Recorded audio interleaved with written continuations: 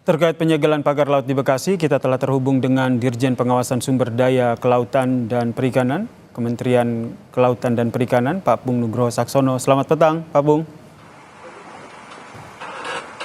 Pak Pung, ini sudah disegel, itu berarti ini ilegal, kemudian akan dibongkar atau disegel sementara hingga izinnya keluar? Terima kasih. Jadi kegiatan ini sebetulnya kami telah menghentikan di tanggal 19 Desember. Kami ada SP1-nya dan kita terbitkan surat untuk berhenti dulu.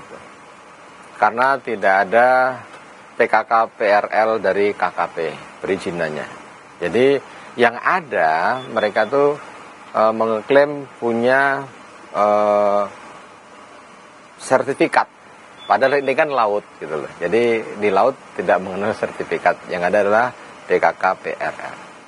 Klaim punya sertifikat berarti demikian. Saat ini statusnya legal atau ilegal, Pak Pung?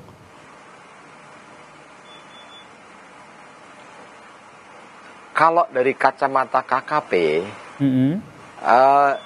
laut itu harus menggunakan PKK PRL, bukan sertifikat. Sertifikat itu untuk darat, Pak.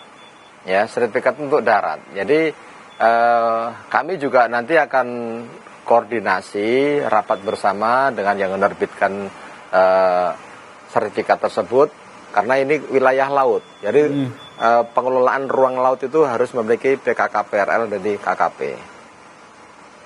Demikian. Sudah ada pihak yang mengajukan izin PPKRL ini?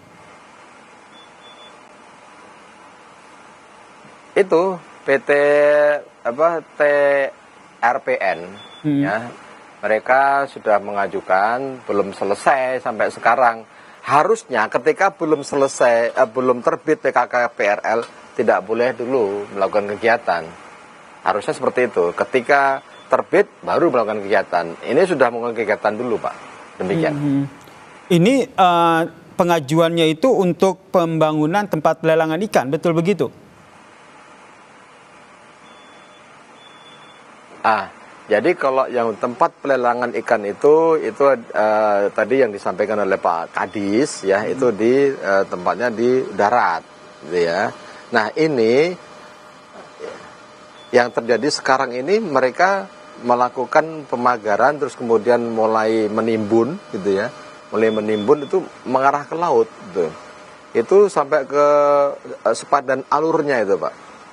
Kurang lebih di situ sampai 3 kilo ya, 3 kilo panjangnya. Jadi itu yang harus kami hentikan saat ini karena sudah kami peringatkan supaya tidak masih melanjutkan pekerjaannya. Kemarin tim kami datang ke lokasi, eskavator masih bekerja.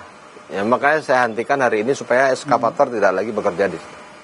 Setelah disegel, dihentikan sementara pembangunannya, tindak lanjut ke depannya apa? Pak Pung, apakah ada indikasi proses hukum atau masih menunggu saja begitu sehingga akhirnya izinnya keluar? Tidak, kami pasti akan memanggil penanggung jawabnya untuk dilakukan verifikasi, klarifikasi, kemudian kami juga akan manggil juga lintas sektor yang menerbitkan dokumen lainnya tersebut. Terhadap pelanggaran tersebut kami menggunakan UUCK, Pak, gitu. Siapa sebenarnya ini yang melakukan pembangunan pagar laut ini dan proyek ini, Pak Pung?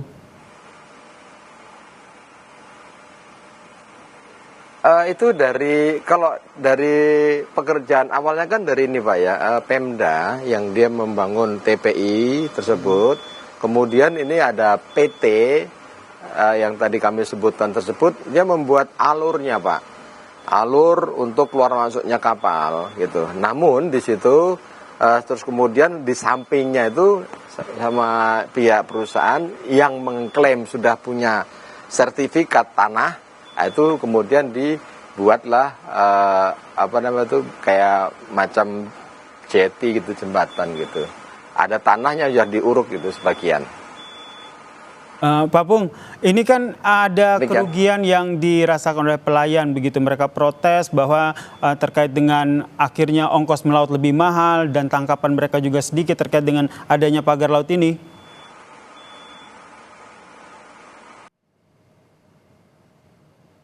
Memang ada lokasi dari masuknya pintu itu kan alur ya, itu pastilah akan ada kerugian nelayan yang agaknya jaraknya agak jauh gitu. Namun ketika itu nanti TPI-nya itu sudah dibangun bagus, untuk TPI-nya ya, saya rasa nelayan juga nggak tahu manfaatnya. Itu Pemda Jawa Barat yang melakukan pembangunan tersebut, Pak. Artinya kalau dari TPI-nya itu nggak masalah. Yang kami masalahkan adalah alur tadi, adanya penimbunan kanan kiri tersebut yang itu belum memiliki izin PKK-PRL dari KKP. Belum memiliki izin PKK-PRL dari KKP, namun jika sudah punya izin berarti proses pembangunannya akan terus berlanjut, begitu? Bisa disimpulkan sementara seperti itu, Pak Pung?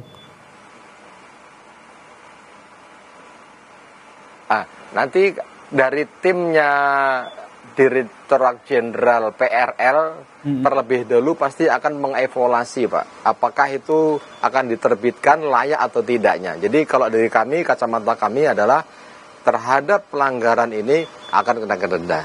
Namun masalah izinnya tadi bukan di wilayah kami, itu di wilayahnya di Direktorat Jenderal Ruang Laut di tempat kami, Pak. Pak Pung juga kemarin melakukan Pasti penyegelan di wilayah Tangerang. Verifikasi teknis.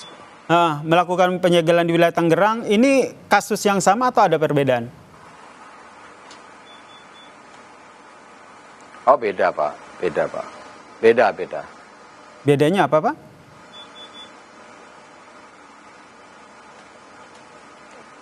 Ya beda wilayahnya, beda. Kalau di sini sudah jelas ada penanggung jawabnya, ya kan? Ada nama PT-nya gitu. Kalau di sana kan kita belum jelas. Sampai sekarang masih belum ada diketahui. Nah itu yang kita tunggu ya, Pak Pung, siapa sebenarnya orang ataupun pihak di balik pembangunan pagar yang di Tangerang. Kita nantikan nih informasinya dari Pak Pung. Terima kasih Pak Pung, telah Dirjen Pengawasan Sumber Daya Kelautan dan juga Perikanan, Pak Pung Nugroho Saksono, telah bergabung bersama kami di Kompas Petang. Salam sehat Pak Pung.